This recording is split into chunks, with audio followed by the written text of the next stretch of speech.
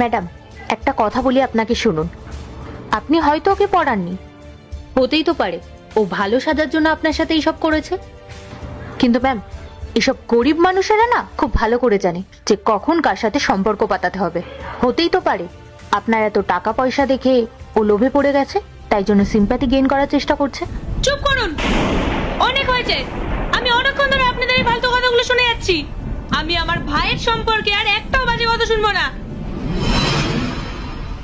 ঠিক আছে ম্যাম, আমার কাজ ছিল আপনাকে বোঝানোর। এবার আপনি যদি বুঝতে না চান সেটা আপনার ব্যাপার। ঠিক আছে ম্যাডাম, বাদ দিন এসব কথা। চলুন আজকে ডিলটা নিয়ে কথা বলা যাক। যে ডিলটার জন্য আমরা এসেছি সেটাকে প্রসেস করা যাক। আপনাদের কি মনে হয় এত কিছু হওয়ার পরেও যে আমি আপনাদের এই ডিলটায় সাইন করব? এই আপনাদের এত নিচু মানসিকতা দেখার পর আপনাদের সাথে আমি একটাও কাজ করব না।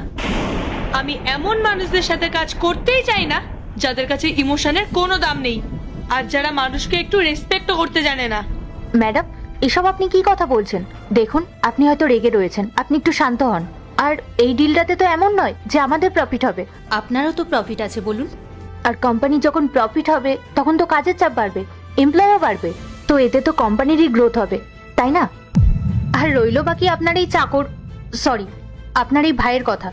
যদি আমাদের কোনো কথা আপনাদের খারাপ লেগে থাকে, we are sorry for that.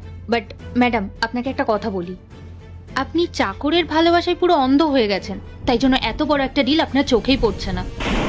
আমি বললাম তো আপনাদেরকে যে ও কোনো চাকর না, ও আমার ভাই। তাহলে তারপরেও কেন আপনারা বারবার ওকে চাকর চাকর বলছেন?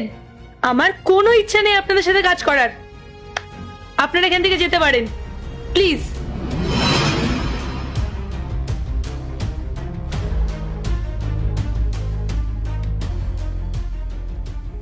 দিদি, এটা তুই কি করলি? তুই আমার জন্য নিজের এত বড় একটা ডিল ক্যান্সেল করে দিলি। আসলে দোষটা আমারই এইভাবে তোর অফিসে আসা উচিত হয়নি। আমি বাড়ি চলে যাচ্ছি। ভাই, তুই কাঁদিস না। তুই তো জানিস আমি তো চোখের জল সহ্য করতে পারি না। তুই যদি এভাবে কান্নাকাটি করিস তাহলে আমি কি খাবারটা খেতে পারবো বল? আর হ্যাঁ, তুই যদি খুশি খুশি নিজের হাতে আমাকে খাবারটা খাইয়ে দিস, আমি তাহলেই খাবো, না হলে আমি খাবো না। দিদি, তুই খাবারটা খেয়ে নে, সন্ধ্যাবেলা আবার তোর পছন্দের পোলাওটা রান্না করতে হবে। ভাই, আমি তো তোকে বললাম, তুই যদি এমন মন খারাপ করে থাকিস তাহলে আমি কি খুশি হয়ে থাকতে পারি? তোর জন্যই তো আমি আজ এখানে। আর তুই আমার যেভাবে খেয়াল রাখিস, আর কি কেউ আছে যে আমার এভাবে খেয়াল রাখতে পারবে? দিদি, তুই না বাচ্চাদের মতো জেদ করিস। আচ্ছা চল, আমি তোকে নিজের হাতে খাইয়ে দিচ্ছি।